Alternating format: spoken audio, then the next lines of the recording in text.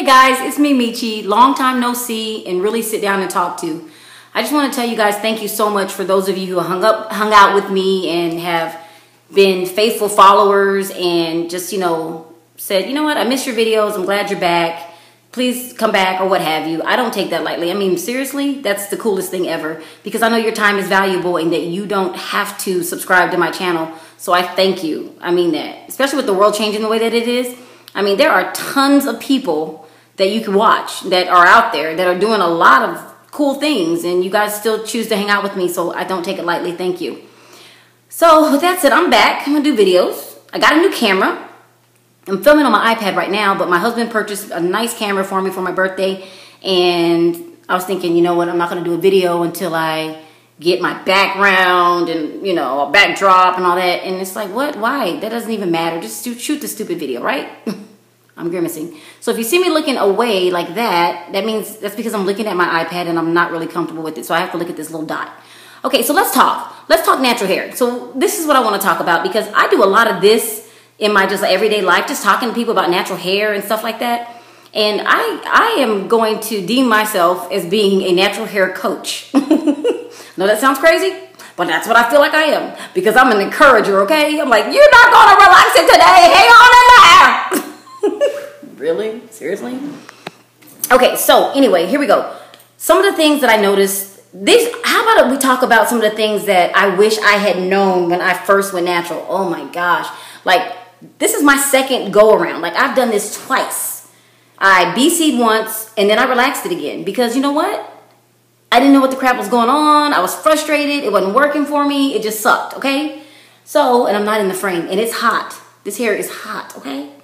All right, so anyway, I'm just going to talk about maybe a few things that I wish I had known. Number one, one of the biggest mistakes I made when I went natural is thinking that my hair, the first time and this time, was going to be like a lot of the people that I watched on YouTube for so long while I was transitioning. Now, the first time I did my big chop, YouTube wasn't even around for me. I didn't know anything about it. It didn't exist. If it did, I wasn't privy to the information yet. So I just cut it all off. And when it came out of my head, I was like, what is this? My texture was not at all what I thought it would be. And I had to learn to manage it. And I didn't do a good job at it. I really didn't. I was putting curl activator in my hair, the spray, S-Curl. And what else was I doing? That's pretty much it. I didn't know anything about any shea butter. I was putting probably grease, hair grease, like old school Blue Magic type joint. And then that didn't last. That lasted me about 1.5 years, almost 2 years. And I ended up relaxing over dumb reasons. So then what did I do after that? Okay, so then I decided to go natural again because I realized that that's the best thing for me. It makes the most sense, so I did it. So now I've been natural for 2 years, and still in this portion of my journey, one of the main things that I learned that I did not recognize, even though I heard it, the biggest mistake that I made was not moisturizing my hair every night or every day. It was the worst thing ever. And my hair underneath these crochet braids is color treated. I have color in my hair. So you know that as a natural, your hair is naturally dry. Extremely dry in some cases. And my texture, some people don't like the what's it called? The categorizing or the branding of what hair type. I personally prefer it because it helps me to gravitate or navigate towards somebody who has something similar to me so that if I try something, I think, well, maybe it'll work out for me like that. So I have about 4B, 4C hair, which is the coarsest of the type. So that means that, but I have no curls here. In the front, my curls are really loose. And then, what else is bad? In the front, my curls are really loose. And then in the back, it's tight. Well, not that tight. It's a little looser here. But in the top, it's like, ooh, the kitchen is gone gourmet, okay? Like for real. It is tight. And I just didn't know what was going on. But because my hair is color treated and I wasn't moisturizing my hair, that's a problem, you guys. Like I could do this. I could do this and my hair would literally come out. Now I was putting shea butter in it. I was putting coconut oil in it. I was doing all these things thinking I was doing the right thing, and I could not understand why my hair why it was shedding the way that it was. I wasn't putting any moisturizer in it. I was not, and I thought I had done my research. So for those of you who are just getting started or you just haven't found a routine, water, water, water. I can't emphasize it enough. The same way that our body needs water, our hair truly needs water. It needs water, period, point blank. In this state, water is the #1 moisturizer. You can use anything else, but water is number one. And don't get it twisted. Just because you put water on it and you just go, no, you need to seal that water in. And sealing that water in can be done with an oil. And like for instance, I like to use, I have to use castor oil. You know, I have coconut oil and I like it. But castor oil, the thickness of it, it works for my hair type. It helps me to navigate through it easier and I can manipulate it differently. I like grapeseed oil, but I put that in my water. Like the water that I'm spraying, I'll put some grapeseed oil in there and that's it. Olive oil too. They're too light. They're just punk oils for me. That's just punk oil. Okay, use a punk.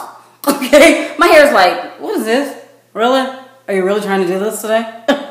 No, I need that gangster stuff. I need castor oil. Like I need it. I need something strong. The other thing is, okay, so I'm getting off track. And then I put a cream on. So what I just explained to you guys is what's called the LOC method. And I'm sure a lot of you guys have heard of it. If you haven't, so LOC is LOC, so it stands for liquid, oil, and cream. And I honestly can't remember where I first heard it. I know I heard it on YouTube. Those of you who know where you initially heard it, please feel free to leave a comment downstairs or down below so that people can reference that particular video. I'm sure if you type in LOC method, tons of videos will come up, but it makes the most sense. So I spray my liquid, which is water and aloe vera juice for me, and I put a little bit of oil in it, like a grapeseed oil or olive oil. Then I take my castor oil, I seal that water in with the castor oil, and then I put a cream on. And right now I'm using Eden's Body Works, which I'm going to do a totally different video on, so I can tell you guys how I feel about that product. And this video is already 6 minutes, so I'm going to hurry up. The other thing is this. What else did I wish I learned? Maybe how to hold the camera. Combing my hair. Stupid. I can't believe I sat there and did that. Like, I sat there and I combed my hair, you guys, for what? Why was I combing and brushing my hair? Wide tooth comb, wide tooth comb, triple wide, double, doesn't matter. My hair does not take kindly to brushes and combs. I have to finger comb my hair. And it makes so much sense. I heard somebody say that one of the reasons that it's good to do that is because number one, our hair is curly and it gets all knotted up and it gets tangled and you're constantly pulling and tugging and you rip it off and you break it off. But if I'm finger detangling my hair like this, if I take my fingers and I do this, if a knot comes up like that, I can feel the knot, right? I can feel that tugging.